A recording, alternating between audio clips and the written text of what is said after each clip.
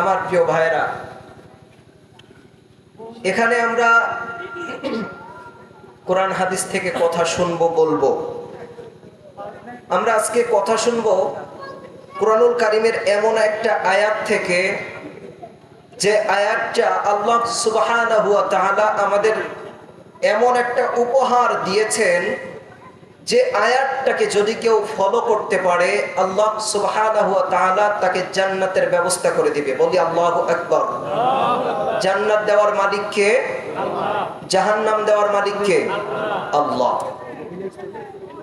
ও প্রিয় টাঙ্গাইলবাসী, ও ছোট চুনার ভাইরা, পর্দার অন্তরালে আমার কলিজার টুকরা সম্মানিত মা বোনেরা, শুনে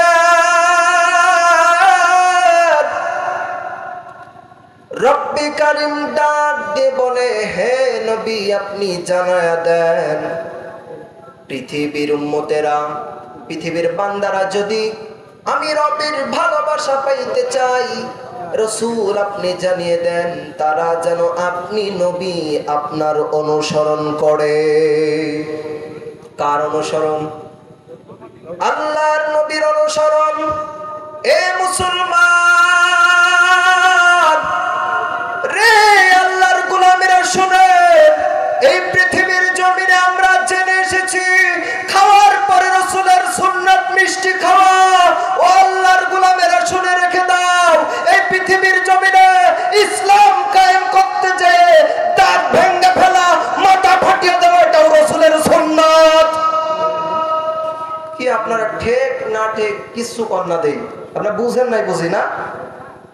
আমাদের যশোরের ভাষা আপনারা বুঝতেছেন না? আপনি একটু আওয়াজ দিবেন, আওয়াজ দিবেন ইনশাআল্লাহ। দিবেন?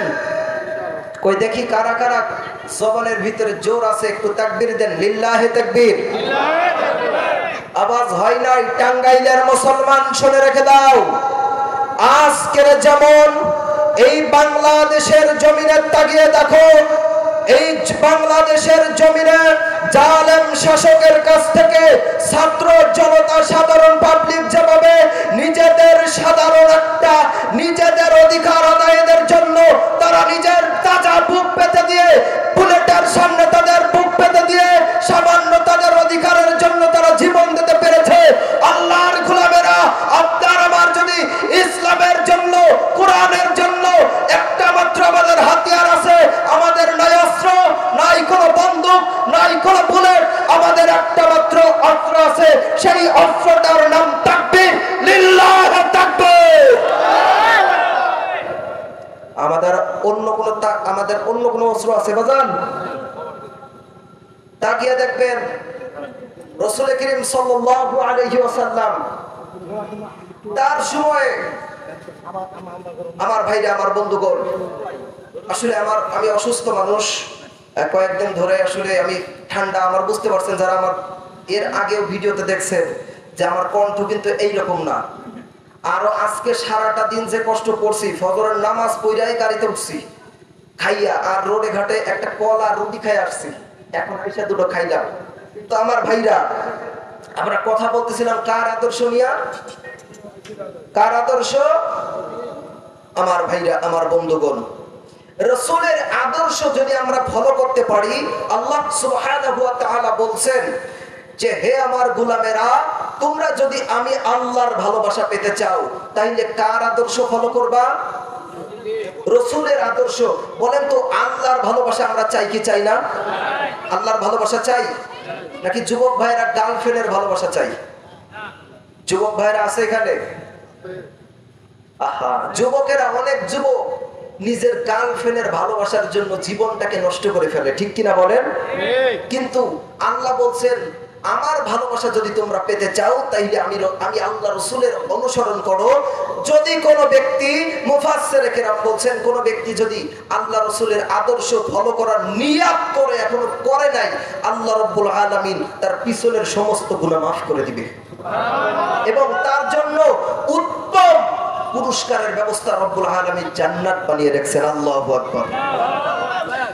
ও মুসলমানেরা, তবে আমরা শুনেছি রাসূলের মিষ্টি মিষ্টি সুন্নাত নিয়ে আলোচনা শুনেছি। যদি আল্লাহ রসুলের পড়া সুন্নাত নিয়ে কথা বলতাম, আমাদের জায়গা হইতো জেলখানা। কথা কোন ঠিক কিনা? কিন্তু মুসলমান রব্বুল আলামিন সময় দিয়ে দিয়েছেন। ও আল্লাহর গোলামেরা, আমার রব্বুল আলামিন আল্লাহ রসুলের এখন শুধুমাত্র মিষ্টি খাওয়া সুন্নাত, দাড়ি রাখা সুন্নাত, মেসওয়াক করা সুন্নাত, এসব আলোচনা তো থাকবে। আল্লাহ রসুল যে জিহাদের ময়দানে কমান্ডারের দায়িত্ব পালন করেছেন, এই রকম কথাগুলো মুসলমান জানার দরকার আছে না নাই? ও আল্লাহর প্রিয় বান্দারা, এই পৃথিবীর জমিনে একটা মাত্র আদর্শ, এই আদর্শ রব্বুল আলামিনের পয়গম্বর কোথা থেকে পেয়েছে? আদর্শটা পেয়েছে কুরআনুল কারীম থেকে। কথা বলেন কোথা থেকে? আল্লাহ রব্বুল আলামিন বলেন, যালিকাল কিতাবু লা রাইবা ফীহি।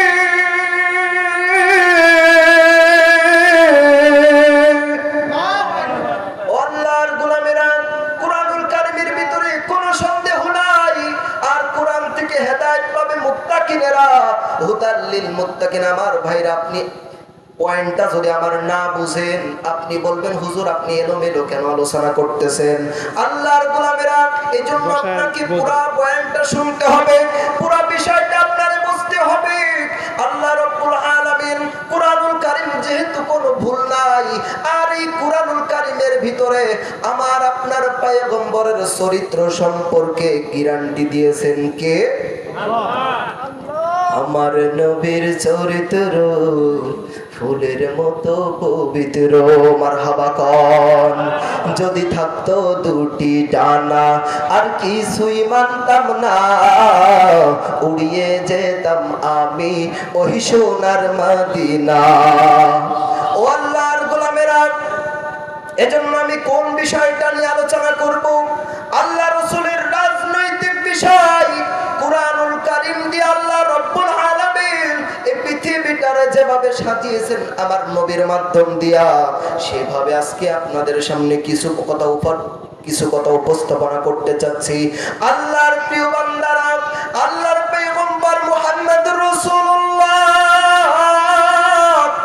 সাল্লাল্লাহু আলাইহি ওয়াসাল্লাম, তার উপরে যখন কুরআনুল কারীম নাজিল হইছে গো, আল্লাহ পাক রব্বুল আলামিন তিনি যখন মক্কা বিজয় করলেন, আল্লাহর প্রিয় বান্দারা এইভাবে করে, এ আল্লাহর গোলামেরা, আল্লাহর নবী যখন রাষ্ট্রপ্রধান হয়ে গেল, তিনি যখন কোরআন দিয়ে এইভাবে করে সব রাষ্ট্রটাকে চালাইতে শুরু করলো, আল্লাহর প্রিয় বান্দারা বলেন তো দেখি, আমার নবীর সোনালী যুগে কোন ধরনের জুলুম ছিল নাকি? কোন জুলুম ছিল নাকি? কোন অত্যাচার, কোন ধরনের খারাপি কিন্তু সেই সময়ের ভিতরে ছিল না। আল্লাহ রাব্বুল আলামিনের কুরআনুল কারীম দিয়া তিনি যেইভাবে এইভাবে করে শাসন করেছে পৃথিবীটা, তার আদর্শে যারা আদর্শবান হয়েছেন, আল্লাহ রাসূল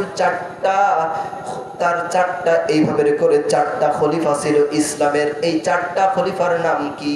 হযরতে আবু বকর, ওমর, উসমান আর আলী।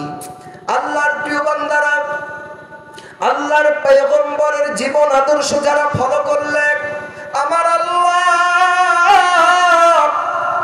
তার জীবনটারও সুন্দর করে দেয়, তার সময়টারও সুন্দর করে দেয়।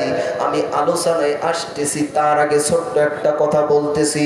বলেন তো, আমার বাংলাদেশের ভিতরে আজ পর্যন্ত কেউ কোরআন দিয়া এ রাষ্ট্রটারে চালাইছে কি চালাই নাই? কোরআন দিয়া এই বাংলাদেশ কি কোন সরকার চালাইছে? আওয়ামী লীগ চালাইছে? বিএনপি চালাইছে? আর ইসলাম যে দলগুলো আছে, এই যেমন হেফাজত ইসলাম, ইসলামী আন্দোলন বাংলাদেশ, জামাত ইসলাম ইত্যাদি, ইনারা কি কখনো বাংলাদেশের ক্ষমতায় আজ পর্যন্ত যাইতে পারছে? যাইতে পারে নাই। তাহলে বোঝা গেল এদেশের বুকে আওয়ামী লীগ তারা ক্ষমতায় আসছে, বিএনপি আসছে, তারা কোরআন দিয়ে ক্ষমতা চালাই নাই। আর ইসলামী দলটা কখনো সুযোগই পাই নাই। যদি পাইতো তাইলে নাইলে বুঝতাম যে তারা কিভাবে চালায়। কথা কোন ঠিক কিনা? আল্লাহর প্রিয় বান্দারা, আগামী দিনে যারা ইসলামের হাল ধরবেন তাদের সম্পর্কে দুই একটা কথা আমি বলতে চাইতেছি আমার রাসূলের জীবনী থেকে, আমার রাসূলের আদর্শ যারা ফলো করেছে তাদের জীবন থেকে। প্রথম ইসলামের খলিফা আবু বকর, হযরত আবু বকর কঠিন রাত্রির ভিতরে মদিনার অলি-গলি দিয়ে হাঁটা চলা করতেছে, কিন্তু পায়ের তলায় জুতা নাই। প্রতিমধ্যে হযরতে ওমর রাদিয়াল্লাহু তাআলা নূর সঙ্গে দেখা হয়ে গেল। আল্লাহর নবীর সাহাবী ওমর ডাক দিয়ে বলে, ও খলিফাতুল মুসলিমিন আবু বকর, আরে আবু বকর,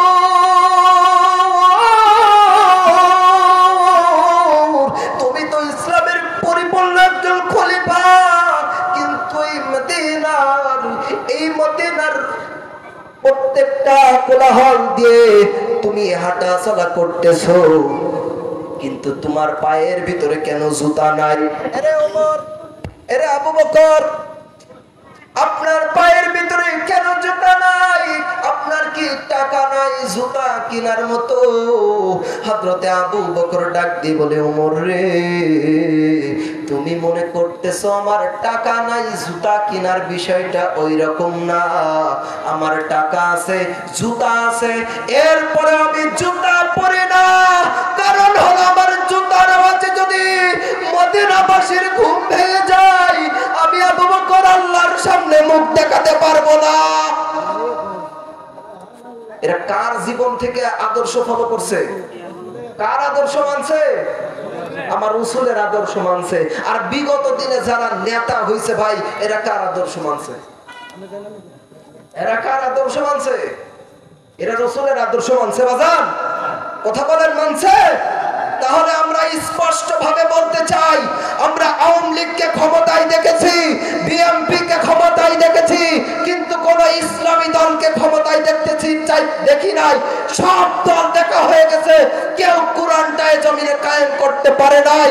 আমরা চাচ্ছি আগামীতে এই দেশের যারা অধিনায়ক হবে, রাষ্ট্রপ্রধান হবে, তাদেরকে আমরা দেখতে চাই এই টুপিওয়ালা হুজুররা ইসলামী দল। কথা বলেন ঠিক কিনা? আপনার চান এদেশের জমিনে কোরআন দিয়ে এদেশ চলুক? আপনার চান? কিন্তু এক দল কিন্তু চাইবে না। আমার ভাইরা, আমার বন্ধুগণ, বলেন তো, চুরি করলে হাত কাটতে হবে, এই আইনটা কিসের আইন? কোরআনের আইন না? এখন যারা চোর, এরা কি চাইবো যে কোরআনের আইন পাস হোক? এরা কিন্তু চাইবো না। জিনা করলে, বিবাহিত যদি কেউ জিনা করে, তারে পাথর মাইরা ফাঁদা দাও। অবিবাহিত যদি কোনো কেউ জিনা করে, তাহলে তারা কি করো? 100 বেত পিটায় তারে সমাজ থেকে 1 বছরের বাইরে বের করে দাও। এই যে যারা জিনা কর, যারা লক্ষ কোটি কোটি টাকা একটা কলমের ফুসায় তাদের নিজের আয়ত্তে করে নিয়েছে, হেরা কি কখনো চাইবে এদেশে কোরআন কায়েম হোক? যারা জালেম, তারা কি কখনো চাইবে এদেশে কোরআন কায়েম হোক? তারা কখনো চাইবে না। কিন্তু মুসলমান, আপনাকে সোচ্চার হতে হবে, আপনাকে সোচ্চার হতে হবে।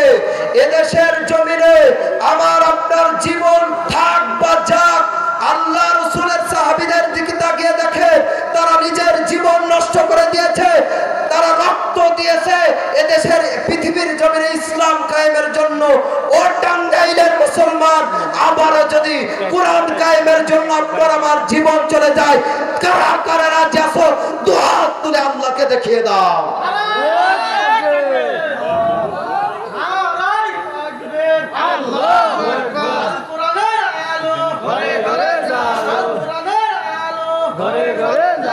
আমার ভাইরা, আমাদের একটাই মাত্র চাওয়া, আমরা বহু কিছু দেখছি, যেহেতু আমরা মুসলমান, আমরা সব ফুটাফাটা আর চাই না।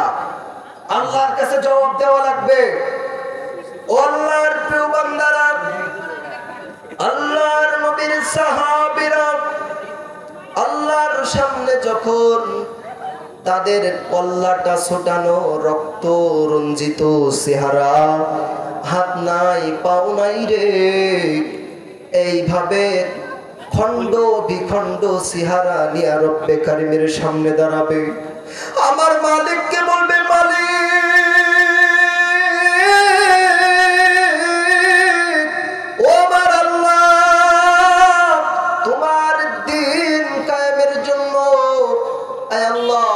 আমার এই হাতটারে জালেমের হাতে আমি এইভাবে করে শেষ করে ফেলেছি, আমার এই কল্লাটারে আমি দিয়া দিছি, হাজার হাজার বল্লমের আঘাতে আমার জীবনটা দিয়ে দিয়েছি, আমার তাজা রক্ত ঢেলে দিয়েছি, আর ওইখানে আপনার আমার এই সুন্দর কিরিম মাখা চেহারা, এত সুন্দর খাইয়া দাইয়া ভোদর হইয়া এইভাবে করে গায়ের ভিতরে আঙ্গুরের একটা ঠাস দিলে টুটা খাইয়া যায়, এই সুন্দর চেহারা নিয়া যদি রবের সামনে দাঁড়াই, বলেন তো দেখি আল্লাহর সামনে আমরা মুখ দেখাতে পারবো নাকি?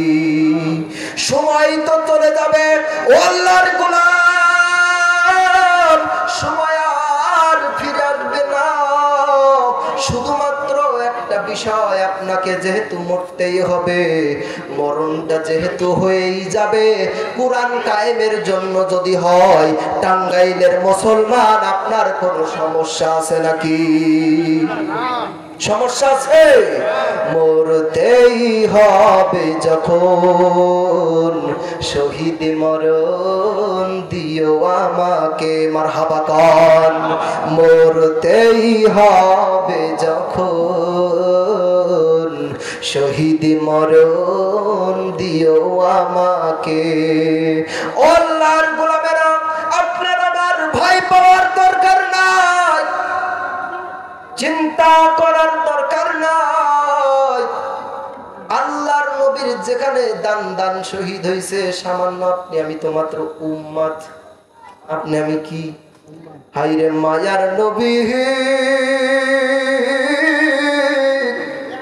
উহুদের ময়দানে রে, যে পয়গম্বরের ইসলামের জন্য কাফেররা এত কষ্ট দিছে, আপনি আমি সামান্য উম্মত হইয়া যদি এই জীবনে কুরআন কায়েমের জন্য কোনো ভূমিকা না রাখি, আল্লাহর বান্দারা আল্লাহর নবীর সামনে আপনার আমার দেখা দেওয়ার মতন মুখ থাকবে না। তাহলে কার আদর্শ থেকে ফলো করে আমাদের জীবন সাজাতে হবে? আল্লাহর নবীর জীবন আদর্শ আর তার আদর্শ কারা ফলো করেছে? তারা হলো সাহাবায়ে কেরাম, আল্লাহর প্রিয় বান্দারা। আর সাহাবায়ে কেরামরা যখন আল্লাহ রাসূলের উপরে প্রত্যেকটা কথার উপরে অটল ছিল, অবিচল ছিল, সেই সময় আল্লাহ রাব্বুল আলামিন তাদের উপরে রাজি, রাদিয়াল্লাহু আনহুম ওয়া রাদু আন। জোরে বলেন আল্লাহু আকবার। ও আল্লাহর প্রিয় বান্দারা, প্রত্যেকটা সাহাবীর উপরে আমার আল্লাহ রাজি ছিল, খুশি ছিল। আল্লাহর প্রিয় বান্দারা কেন খুশি ছিল? কারণ হলো আল্লাহ রাব্বুল আলামিন তার নবীর উপরে যে আয়াত নাযিল করে দিত, আল্লাহর নবী সাহাবীদের সামনে বলার সঙ্গে সঙ্গে ওই আমলটা সাহাবায়ে কেরামরা আমল করত। এজন্যই আল্লাহ রাব্বুল আলামিনের তারা প্রিয় পছন্দের বান্দা হয়ে গিয়েছিল। আর আমরা আজকে কি করতেছি? নামাজই পড়ি না। কথা বল না কেন? আমি আপনি নামাজ পড়তেছি ভাই, অনেক মুসল্লি আছে নামাজই পড়ে না। আল্লাহর প্রিয় বান্দারা, হযরত আলী রাদিয়াল্লাহু তাআলা আনহু বলেন তো, আশারে মুবাশশারা 10 জন যে সাহাবী, এর ভিতরে আলী রাদিয়াল্লাহু তাআলা আনহুর নামও আছে। এখন আল্লাহ রাসূল সাল্লাল্লাহু আলাইহি ওয়াসাল্লাম ইনি এই 10 জন সাহাবীর সম্পর্কে বলছে, হে সাহাবীরা, তোমরা এই 10 জন জান্নাতি। এখন আলী রাদিয়াল্লাহু তাআলা আনহু ডাক দিয়ে বলছে, ইয়া রাসূলুল্লাহ, এই 10 জনের ভিতরে আমিও কি আছি? নবী ডাক দিয়ে কয়, হে আলী, তুমি তো নাম শুনলা। কয়, না হুজুর, আপনি আবারও বল, যদি অন্য আলী হয়। বলছে, না রে আলী, তুমি এইটা, তুমি ফাতেমার স্বামী, আমার জামাই হাসান হুসাইনের পিতা, তুমি এই আলী। ইয়া রাসূলুল্লাহ, তাহলে আজকে থেকে আমি আর নামাজ পড়বো না। কেন? আল্লাহ যেহেতু আমার নামে জান্নাত ওয়াজিব করে দিছে গা, এখন আল্লাহ তো ওয়াদা কখনো মিস করবে না। ওয়াদা, আল্লাহর ওয়াদা ঠিক আছে না নাই? এখন নবীর জিজ্ঞাসা, ইয়া রাসূলুল্লাহ, আমি যদি নামাজ না পড়ি এরপরে কি আল্লাহ আমার জান্নাত দিবে? ওই আল্লাহ একবার যেটা ওয়াদা করছে এটার খিলাফ করে না। সুবহানাল্লাহ। সম্মানিত হাজিরিন, আল্লাহ কিন্তু ওয়াদা দিয়েছে, হে মুমিনেরা তোমরা এক হয়ে যাও, তাইলে তোমাদের বিজয় দিবে। আজকের দেখা যাচ্ছে স্বৈরাচার এদেশ থেকে পালিয়ে যাওয়ার পরে বাংলাদেশের ৯৮ জন মুসলমান একত্রিত এদেশে ইসলাম কায়েম হোক। কথা বলেন ঠিক কিনা? আমরা একত্রিত হওয়ার দরকার আছে না নাই? হযরতে আলী বলেন, আল্লাহর পয়গম্বর, আজ থেকে আমি নামাজ পড়ব না। যেহেতু আমি নামাজ না পড়লেও আল্লাহ আমার জান্নাতে দিয়ে দিবে, তাই আমি আর নামাজ পড়তাম না। আমার দিকে খেয়াল করে শুনেন আল্লাহর প্রিয় বান্দারা, হযরতে আলী এই কথা বলার পরে বাড়িতে গিয়েছে, ফাতেমা রাদিয়াল্লাহু তাআলা আনহাকে ডাক দিয়ে বলতেছে, প্রাণের বিবি, আজকে থেকে আর আমি নামাজ পড়ব না। আগামীকাল ফজরে আজান দিলে তুমি আমারে জাগিয়ে দিও না। ফাতেমা রাদিয়াল্লাহু তাআলা আনহা মিসকি মিসকি হাসতেছে, যে আলী জীবনে নামাজ কাজা করে নাই, হে আলী নাকি নামাজ পড়বো না, এটা মাইনা নেওয়া যায়? এরপরেও তিনারা আস্তে আস্তে ঘুমায় পড়ছে। যখন বেলাল রাদিয়াল্লাহু তাআলা আনহু মসজিদে নববী থেকে আজান শুরু করছে, আসসালাতু খায়রুম মিনান নাওম,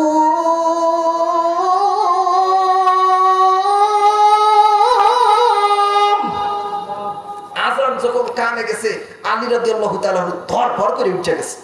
আর ফাতেমা রাদিয়াল্লাহু তাআলা উঠে ডাক দিয়ে কয়, কি গো তুমি নাকি উঠবা না, তা উঠে গেলা কেন? কয়, আল্লাহ রাসূল বলছেন না আজান দেওয়ার পরে যে ঘুমায় থাকবেন না, আজান শোনার পরে ঘুমানো জায়েজ নয়।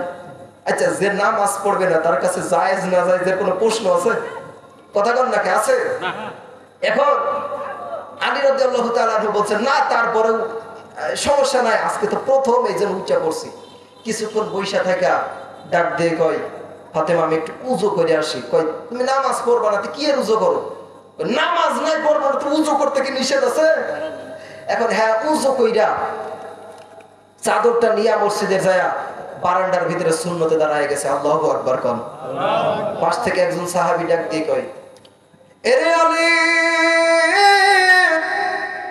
তুমি নাকি নামাজ পড়বা না? আলী, কেন আবার নামাজ পড়লা? আলী রাদিয়াল্লাহু তাআলা আনহু বললেন, এরে আল্লাহর নবীর সাহাবী, আমি নাই ফরজ পড়বা না, তাই বলে কি সুন্নাতটা পড়তে পারবো না? ও আল্লাহর প্রিয় বান্দারে, এবার যখন ইকামত শুরু হয়ে গেছে, সমস্ত সাহাবীরে এইভাবে করে সাইড দিয়া আলী রাদিয়াল্লাহু তাআলা আনহু আমার নবীর পেছনে জামাতে শামিল হয়ে গেছে। আল্লাহর নবী সালাম ফেরানোর পরে ডাক দিয়ে বলে, আলী রে, ওরে আলী, তুমি নাকি নামাজ পড়বা না? আলী রাদিয়াল্লাহু তাআলা আনহু ডাক দিয়ে বলে, পয়গম্বর, নামাজ আমি পড়তে চাই নাই, নামাজরে আমি ছাইরা দিছি, কিন্তু নামাজ আমারে ছাড়ে নাই। আল্লাহু আকবার। আর আমরা নামাজ কি আজান দিতেছে, এরপরে আমরা নামাজের দিকে যাই না। আল্লাহর প্রিয় বান্দারা, আল্লাহর নবী বলেন, মুমিন আর কাফেরের মাঝে পার্থক্য, যে ব্যক্তি নামাজ পড়ে এ ব্যক্তি মুমিন, আর যে ব্যক্তি নামাজ আদায় করে না সে আর মুমিন থাকতে পারে না। আমরা একটা হাদিস জানি, আউয়ালু মা ইউহাসাবু বিহিল আবদু ইয়াউমাল কিয়ামাতি সালাহ, যে কিয়ামতের ময়দানে সর্বপ্রথম কিসের হিসাব হবে? নামাজের হিসাব হবে। ভাইজান, নামাজে যদি আপনার আবার গরমিল হয়ে যায়, আর যত আমল আপনি আমি করি না কেন, সব কিছু বাতিল করে দিবেন কে? কথা বলেন কে? এই জন্য নামাজ পড়ার দরকার আছে না নেই? আমার প্রিয় ভাইরা, আমরা রসুলের সুন্নাহ মানবো, ঠিক আছে। অনেকে আছে দেখেন এইভাবে মুখের ভিতরে দাড়ি রাখছে, অবশ্য আমার দাড়ি নাই, আপনার মনে করেন না হুজুর আপনার তো দাড়ি না, আপনি কেমনে করেন এটা? দাড়ি রাখছে, ইয়া দাড়ি, কিন্তু নামাজ পড়ে না, আছে না নাই? বীরে টান মারে কি, আরে আল্লাহ, মাশাআল্লাহ, একেবারে আখেরি টান দেয়, এরকম মানুষ আছে না নাই? মুখে দাড়ি রেখে বীরে খায়, সিগারেট খায়, এইভাবে করে হারাম পথে চলে, আমার প্রিয় ভাইরা, এইরকম দাড়ি দিয়া কি কোনো লাভ হইবে? আল্লাহর প্রিয় বান্দারা শুনেন, আল্লাহর নবীর আদর্শে যদি আপনি আমি ফলো করতে চাই, আমি যেহেতু আমি জানি বেশি সময় পাবো না, আমার ভাইরা, আল্লাহ রসুলের সবচেয়ে বড় সুন্নাতের নাম এখন আপনাকে আমি বলবো। আল্লাহর নবী রাষ্ট্র চালাইছেন কয় বছর? তিনি রাষ্ট্রপ্রধান ছিলেন কয় বছর জানেন আপনারা? কয় বছর? আরেকটু জোরে বলেন না, ওনারটা শুনে সবাই কোন কয় বছর? এই যে 10টা বছর তিনি রাষ্ট্রপ্রধান ছিলেন, আল্লাহ রসুল যেটা কইরা গেছে এইটা আমরা মানলেই তো এটা সুন্নাত হবে, কথা বলেন ঠিক কিনা? এখন আল্লাহ রসুল ক্ষমতায় আইসা কি তাদের বাপ দাদার যে হুকুম ছিল সেইগুলা দিয়ে চালাইছে রাষ্ট্র, নাকি কোরআন দিয়ে চালাইছে রাষ্ট্র? কোরআন দিয়ে চালাইছে না? তাহলে বর্তমান সময়ে এই শতাব্দীতে এসে এই বাংলাদেশের 95% মুসলমানের এই দেশে এখন আমাদের রাসূল যে 10টা বছর ক্ষমতা কোরআন দিয়ে চালিয়েছে, সেই সময়টা, সেই সুন্নাতটা মানার সময় আমাদের চলে এসেছে, ঠিক কিনা বলেন? এখন আপনাকে আমাকে সেই সুন্নাতটা মানতে হবে। আমার ভাইরা, সেই সুন্নাতটা কিন্তু এইভাবে করে, দাড়ি কিন্তু সাধারণ একটা বিষয়, হিন্দুরাও দাড়ি রাখতে পারে, মেসওয়াক এটা যে না সে হ্যাঁ করতে পারে, খাওয়ার পরে মিষ্টি খাওয়া সুন্নত এটা সবাই পালন করতে পারে, কারণ খাইতে খাইতে গলা পর্যন্ত উঠে গেছে, হ্যাঁ আবার দিলে আরো খাইবে, কারণ এটা মজা লাগে। কিন্তু মুসলমানের সন্তানেরা এই বাংলার জমিনে যদি ইসলামী রাজ কায়েম করতে হয়, তাহলে কিন্তু বাসর রাত্রে বউরে নিয়ে যেভাবে ঘুমাইছি, যেভাবে আনন্দই ছিলাম, সেভাবে আনন্দ করলে এদেশে কোরআন কখনো কায়েম, কথা বল না, কায়েম হবে? হবে না। আমার প্রিয় ভাইরা, তাইলে কি করতে হবে? কি করতে হবে? কি করতে হবে? শুধু নামাজ পড়লে হবে? নামাজ পড়লে হবে?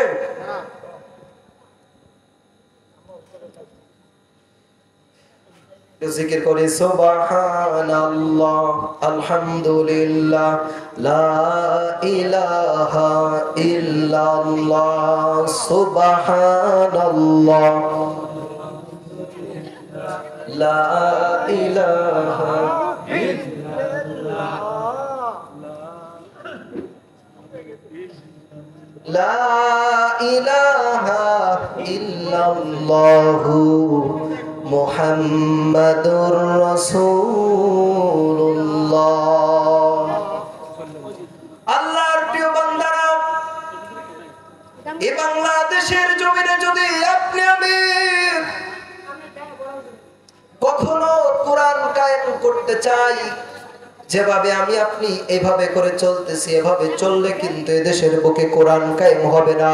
কোরআন কায়েম হবে এদেশের মানুষ যেমন করে এইভাবে করে কিছুদিন আগে কোটা আন্দোলনের জন্য দলমত নির্বিশেষে যুবক ভাইয়েরা, ভ্যান চালকেরা, অটো চালকেরা যেভাবে একতাবদ্ধ হয়ে তারা মিছিল করেছিল, তারা দাবি এক দফা এক দাবি নিয়ে স্বৈরাচারের বিরুদ্ধে চালিয়েছিল, এদেশের বুকে যদি সেভাবে আপনি আমি মুসলমানের ভূমিকা পালন করে একে অপর পরে কে এইভাবে চরমনাই করে, কে জামাত ইসলাম করে, কে হেফাজত ইসলাম করে, কে কোন পীরের মুরিদ, সব কিছু ভুলে গিয়ে যদি একে একে কাঁধে কাঁধ মিলিয়ে যদি একই সাথে আপনি আমি সামনে অগ্রসর হই, আল্লাহ রব্বুল আলামিনের ওয়াদা আমাদেরকে বিজয় দিয়ে দিবেন, বলেন আল্লাহু আকবার।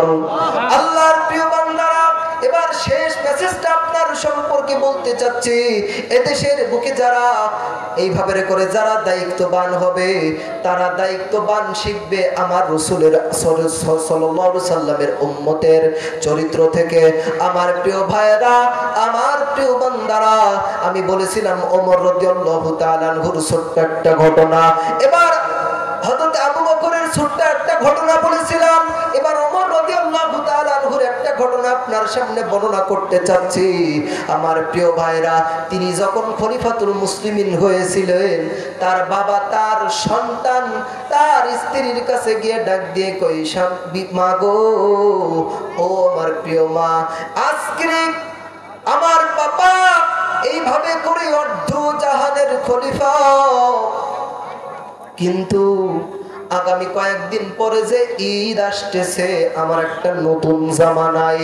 হযরত আবু ওমর রাদিয়াল্লাহু তাআলা আনহু বাসায় ফেরার পরে তার বেবিটা দিয়ে বলে, স্বামী গো, প্রাণের স্বামী গো, ও স্বামী আমার, এইভাবে করে সন্তানটা এই দাবি করছে, ও স্বামী তোমার কাছে একটা নতুন জামার কারণে বলছে। হযরত ওমর ডাক দিয়ে কই, বিবি গো, আমার কাছে কোনো টাকা নাই, আমার কাছে কোনো পয়সা নাই। এবার তার স্ত্রী ডাক দিয়ে বলছে, আপনি চলে যান, রাজকোষ থেকে খাজানচির কাছ থেকে অগ্রিম একটা মাসের বেতন নিয়ে আপনি আমার সন্তানটার একটা পোশাক কিনে দেন। ও আল্লাহর গোলামেরা, এই কথা বলার পর ওমর রাদিয়াল্লাহু তাআলা আনহু চলে গেল। যাওয়ার পরে খাজানচির ডাক দিয়ে বলে, খাজানচি, আমারে এক মাসের অগ্রিম কিছু টাকা দিয়ে দাও। এই খাজানচি হযরতে ওমর রাদিয়াল্লাহু তাআলা আনহুর দুইটা শর্ত দিয়েছে। কথা বলেন, কয়টা? দুইটা শর্ত। এই দুইটা শর্তের ভিতরে এক নম্বরে তোমারে বলা লাগবে, আগামী এক মাস তুমি পয়সা থাকবা। আচ্ছা, মরণের গ্যারান্টি কেউ দিতে পারবে? পারবে না। এখন হয়তো ওমর ডাক দেখে, মরছি তো, এখন এক মাস আমি যে পয়সা থাকবো, থাকলে আমার টাকা দিবে, নাইলে দিবে না। হ্যাঁ ওমর। দ্বিতীয় নম্বরে, যেহেতু এটা আপনি হয়েছেন গণতান্ত্রিক, আপনার এইভাবে করে তারা যদি মিটিল মিসিং করে বলে, ওমর রে আর আমরা খলিফা হিসেবে দেখতে চাচ্ছি না, তাহলে আপনি তো নেমে যাইতে হবে চেয়ার থেকে। আল্লাহর প্রিয় গোলাম, আপনি বলেন তো দেখি, আপনার যে এই মদিনার এই জনগণ আপনার যে মিটিং কইরা মিছিল কইরা নামাই দেবে না, এরকম দুইটা গ্যারান্টি দিয়ে দেন। হযরতে ওমর মাথাটা নিচু করে ডাক দিয়ে বলতেছে, এটাও তো সম্ভব না। আল্লাহর প্রিয় বান্দারা, মরণের কোনো গ্যারান্টি নাই। আল্লাহর প্রিয় বান্দারা, দ্বিতীয় নম্বর শিক্ষা আমরা এখানে পেলাম, গণতন্ত্র দেশের ভিতরে জুলুম কইরা টিকে থাকা যায় না। জনগণের বিরুদ্ধে গেলে, জনগণ ফেকলে এ দেশের বুকে তার আর জায়গা থাকে না। খানা খাওয়ার মতন সুযোগ জনগণ দেয় না। আল্লাহর প্রিয় বান্দারা, শিক্ষা নিতে হবে আল্লাহর নবীর সাহাবীদের জীবন থেকে। তাছাড়া পৃথিবীর কোন মানুষ থেকে আপনার শিক্ষা নেওয়ার কোনো সুযোগ নাই। আল্লাহর প্রিয় বান্দারা, আগামীতে যারা এদেশের ক্ষমতায় আসবে, হোক সে যে দলেরই হোক, তারপরেও যদি কোরআন এ জমিনে একবার আসে, তাইলে তার ওয়াজের দরকার হবে না, বলার দরকার হবে না। কারণ ওয়াজ যারা টুপিওয়ালা, যারা আল্লাহর কাজ করবে, তারা তো নিজের বাপ দাদার হুকুম, ইংরেজদের হুকুম কায়েম করবে না, তারা সরাসরি কোরআন থেকে আইন করবে। এই জায়গায় ওয়াজ লাগবে না। কিন্তু অন্য যদি কেউ আসে, তাদের ওয়াজ লাগবে কি লাগবে না? এ আল্লাহর প্রিয় বান্দারা, এবার আসেন, দুইটা বিষয় বললাম, তারা তো রাষ্ট্রপ্রধান ছিল। এখন আপনি আমি কি করলাম? আমাদের কি কোনো ওয়াজ নেই? আমার সময় সংক্ষেপ, আমি সেরে দেব। আমাদের কি কোনো কাজ নেই? আমাদের কোনো কাজ নাই ভাইজান। যারা রাষ্ট্রপ্রধান হয়, হ্যাঁদের তো বললাম যে তারা সুন্দর সুন্দর ভাবে সাহাবীদের জীবন থেকে তারা জীবন আদর্শ চালাবে, রসুলের জীবন থেকে জীবন নিয়া, তারা সাহাবীদের জীবন থেকে জীবন নিয়া তারা রাষ্ট্র চালাবে। এখন আপনি আমি যে সাধারণ জনগণ, আপনার আমার কোনো দায়িত্ব নাই? আপনি আমি তো আজ পর্যন্ত, আমার প্রিয় ভাইরা, ভালো হইতে পারলাম না। আজ পর্যন্ত ভালো হইতে পারলাম না। আল্লাহর প্রিয় বান্দারা, ভালো হইতে পারছি আমরা? এ যুবক ভাইরা, এ মুরব্বী বাবারা, কেমন ভালো হইলাম? এই পৃথিবীর জন্য তো নিজের জীবনটাকে একদম বরবাদ করে দিলাম। চারিদিকে গুনাহ গুনাহ গুনাহ আর গুনাহ। আমার ভাইরা, আমার বন্ধুগণ, নিজের এই 3.5 হাত বডিতে যদি ইসলাম না কায়েম করতে পারি, তাহলে দেশে ইসলাম কায়েম করবো এই স্বপ্ন দেখা কি জায়েজ হবে আপনার আমার জন্য? নিজের 3.5 হাত বডিতে ইসলাম নাই, কোথায় সে এত বড় দেশ, 56,000 কিলো মাইলের এই বর্গ মাইলের এই দেশ, কিভাবে এখানে ইসলাম কায়েম করবো? আপনার আমার সামান্য বডির ভিতরে ইসলাম নাই। কেন নাই? নিজের স্ত্রীর জন্য, সন্তানের জন্য, ক্ষমতার জন্য, টাকা পয়সার জন্য, অর্থ সম্পদের জন্য নিজের জীবনটাকে বিলীন করে দিলাম। আমার প্রিয় ভাইরা, আমার বন্ধুগণ, আমার পরে যে হুজুররা আছে, আসলেই আমার কণ্ঠ একদমই ভালো না, যে কারণে আমি কথা বলতে পারলাম না, ঠান্ডা লাগছে এই কদিন ধরে। আমার পরে যে আলোচনা করবে ইনশাল্লাহ শোনার মতন কণ্ঠ, কঠিন চমৎকার কণ্ঠ দিয়ে কথা বলবে। তো আমার জন্য দোয়া করেন, আল্লাহ যেন আমার কণ্ঠটাকে কোরআনের জন্য কবুল করে, আল্লাহ যেন অসুস্থ থেকে আমাকে হেফাজত করে। তো যে কথা বলছিলাম, আপনার আমার জীবনটা তো নষ্ট করে দিলাম যে দুনিয়ার জন্য। এই দুনিয়া কিন্তু আপনার আমার জন্য কিছুই করবে না। এই দুনিয়া আপনার আমার জন্য কিছুই করবে না। আচ্ছা, হবে না, এভাবে হয় না, ভালো না।